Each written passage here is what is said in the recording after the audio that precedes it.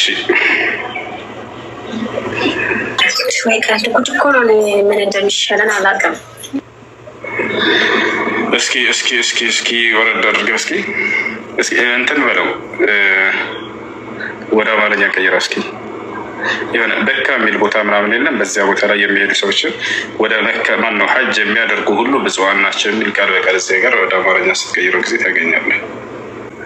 እሱም አለ። እሺ ሐጅን የሚያደርጉ ሁሉ ብፁዓን ናቸው የሚለውን ካየች ሻሃዳ ትይዛለች አይደል? ማይ ራስራኒ ፍረስኔ ስትገና እኔ እግዚአብሔር የእስራኤልን ቅዱስ አምላክ እግዚአብሔርን ነው የማመልከው። እግዚአብሔርን ብቻ ነው የማመልከው። ኢየሱስንስ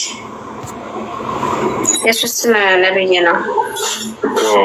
የራሱ አንድ እርምጃ ነው ከውስጥ አው ያው እና መዝሙረ ዳዊት ምዕራፍ 84 ይታይሻል። እዚህ ጋር መዝሙረ ዳዊት ምዕራፍ 84 ቁጥር 5 82 ነው እንዴ? ወይ 84 ቁጥር 5 ላይ ምን ይላል? ያው ኃይላቸው በአንተ የሆነ ልባቸውም ለሐጅ ያደረባቸው ምንድናቸው ይላል። ምንድናቸው ይላል ማለት ሕፃን ናቸው። ኃይላቸው በአንተ የሆነ ልባቸውም ለሐጅ ያደረባቸው ብፁዓን ናቸው ይላል።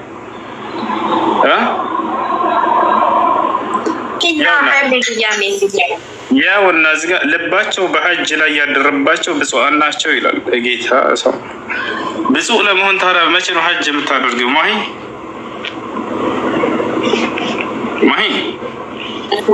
ስራ ይፍረስ። እኔ ሐጅ አላደርግም። ሂጅ እስራኤል እሰግዳለሁ። ቤተ መቅደስ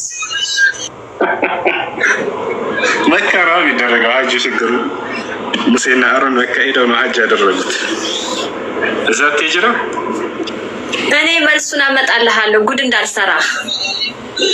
ኧረ እባክህ ቃል በቃ እኛ ከመጽሐፋችሁ ላይ ያለ ነገር ነው እናመጣላቸው። ብክር ደግሞ ይሄ ደግሞ ማሂ አሁን የምትመለከችው ማለት ነው አላህ ሱብሓነሁ ወተዓላ ቁርአን ላይ መካን በካ ብሎ ይጠራታል፣ በሌላ አጠራር ማለት ነው። ያንን ቀጥታ በካ ብለው ያስቀምጠውታል። ያው እዚህ ጋር ቫልዩ ኦፍ በካ ብለው ያስቀምጠውታል 6 ላይ ማለት ነው።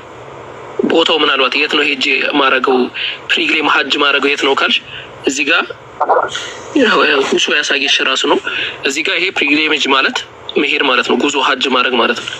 የት እንደሆነ ደግሞ ሲገልጽ እዚህ ጋር በካ ብሎ አስቀምጦታል። ኦኬ ቀጥሎስ በቃ ይሄን ካለ ይሄ መካ ሌላኛው ስሙ ነው። ኢነ አወለ ቤቲን ወዲዐ ሊናስ ለለዚ ቢበከተ ያኔ በካ እያለ ይጠራል። በካ ሄዳችሁ ሐጅ ማድረግ አለባችሁ ክርስቲያኖች ብፁዕ መሆን ከፈለጋችሁ። እሺ ያቀለቀት ተቃቀጡ ይማጣውራኛል። አመሰግናለሁ። አሁን ይሄንን በደንብ ነው የማስተምርበት። ሄደን መስገድ ካለብን እንሰግዳለን። ኢየሱስ ክርስቶስ ነብይ እንደሆነ አመንሽ። አሁን የተጠጋሽ ነው። አሪፍ እርምጃ ላይ ነሽ። ቀጥይበት፣ ተከታታይ አዳምጪ ወደ እውነት። አላህ ይምራሽ። እሺ ቀጥል። ጥያቄ ያለ ቀጥል።